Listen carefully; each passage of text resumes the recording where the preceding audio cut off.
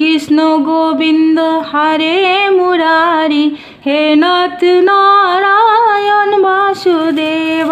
শ্রীকৃষ্ণ গোবিন্দ হরে মুরারি, হে নাথ নারায়ণ বাসুদেবা। রাধে রাধে বন্ধুরা, গোবিন্দের কৃপায় সকলে কুশলেই আছেন।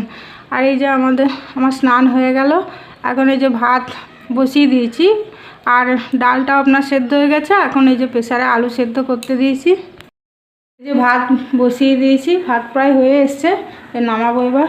আর এই যে প্রেসারে আপনার আলু সেদ্ধ করতে দিয়ে দিয়েছি, ডাল সেদ্ধ হয়ে গেছে, এই যে নামিয়ে রেখেছি। আর এদিকে মার জন্য মা এই যে ঝিঙে আলু পোস্ত করবে আর বেগুন ভাজা করবে।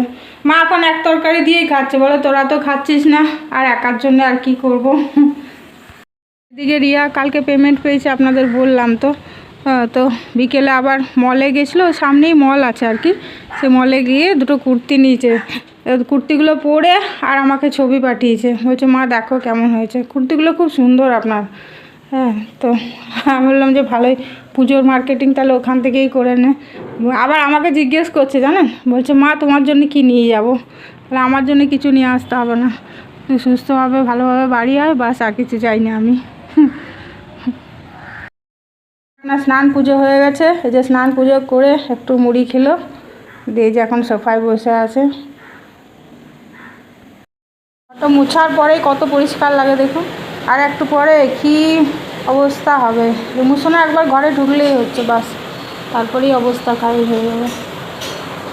এখন কত পরিষ্কার লাগছে দেখুন, এই মাত্র সুজাতা মুছে গেল ঘরটা। এই যে রান্না করছে দেখুন, ভাতটাই যে আমি যাই নামাবো এবার। আর রান্নাঘরে চিমনি চলে তো, ওই জন্য ওখান থেকে ভিডিও করলে খুব আওয়াজ হয়, এই জন্য আমি ডাইনিং থেকে করছি। এই যে, আর এই ঘরটা আপনার একটা এত সুন্দর বাতাস আসছে হালকা হালকা, এই ঘরটা খুব খোলামেলা। মা এই ঘরটিতেই থাকে আপনার, এই যে এই খাটটিতে শুয়ে। আর এই যে বাবুর ব্যাগ, একটা ব্যাগ স্কুলে নিয়ে গেছে, আর এই যে দুটো ব্যাগ রয়েছে এখানে। মা এই ঘরটি এই খাটটিতেই শুয়ে রাখতে। ঠিক আছে, আবার পরে কথা বলবো। ভাতটা নামিয়ে দিই। উপরে ওই ঘরটা আমার লাগে না, ওই দেখুন জামা কাপড় মেলে, কালকে সুজাতা উপরেই মেলেছিল ছাদে, আজকে বললাম যে সব এই ঘরে মেলে দাও। কখন বৃষ্টি চলে আসবে তার ঠিক নেই। এই ঘরটা ব্যবহার হয় না, শুধু জামা কাপড় মেলা হয়, লাইট ফ্যান সবই আছে। রাত্রে যদি কেউ শোবে বলে শোয়াও যাবে, ব্যবহার হয় না আর কি।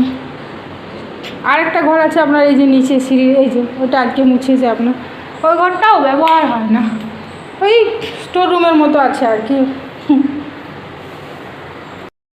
ঘরে আপনার 4 জন মানুষ, কিন্তু ঘর এক গাদা, আর থাকি তো তার মধ্যে তো রিয়া বাইরে থাকে, এখন মা আছে বলে তাও একটু ভালো লাগে।